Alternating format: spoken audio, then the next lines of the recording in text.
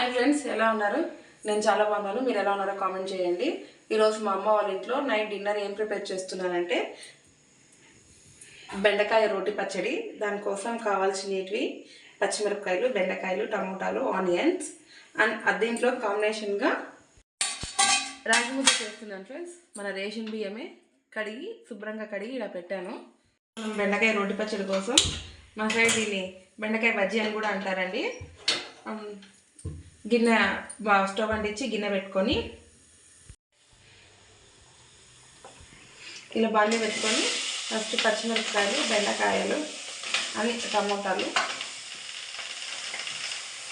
Onion అన్నీ వేసేసుకొని కొద్దిగా ఆయిల్ వేసుకొని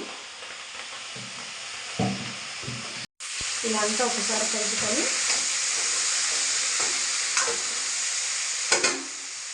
మూత పెట్టేసుకొని మొత్తం అంతా బాగా మగ్గేలాగా మెత్తగా అయ్యేలాగా మగ్గించుకోవాలి. ఇలా పచ్చిమిరపకాయలు కాస్త ఉప్పు వేసుకొని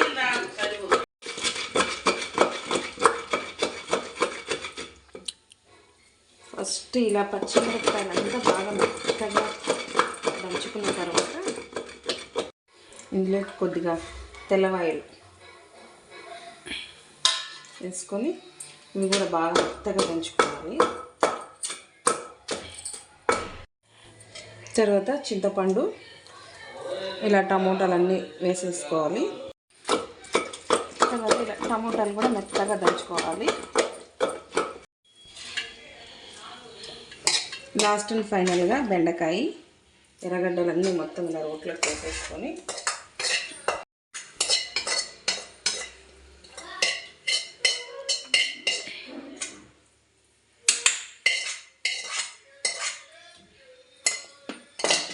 జస్ట్ ఊరికే లైట్గా ఇలా అంత జస్ట్ మిక్స్ అయ్యేలా ఇలా అనుకోవాలి.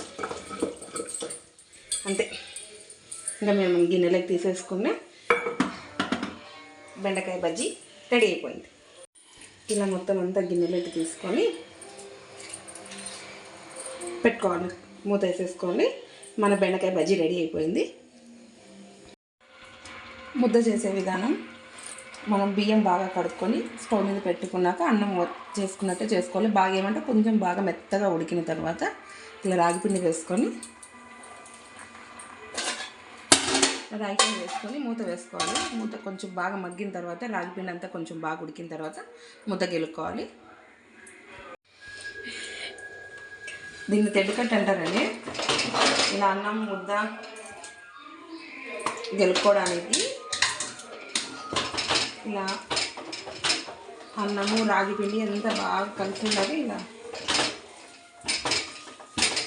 అనుకుంటే ఇంకా బాగా మెత్తగా అయిపోతుంది అన్నమాట రైస్ అంతా.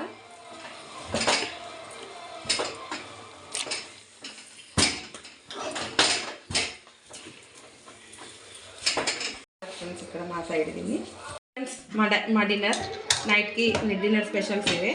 నా వీడియో ఎలా ఉందో చూసి కామెంట్ చేయండి, లైక్ చేయండి, షేర్ చేయండి. కొత్తగా నా ఛానల్ చూస్తుండే వాళ్ళు సబ్స్క్రైబ్ చేసుకోండి. Thanks for watching. Thank you so much.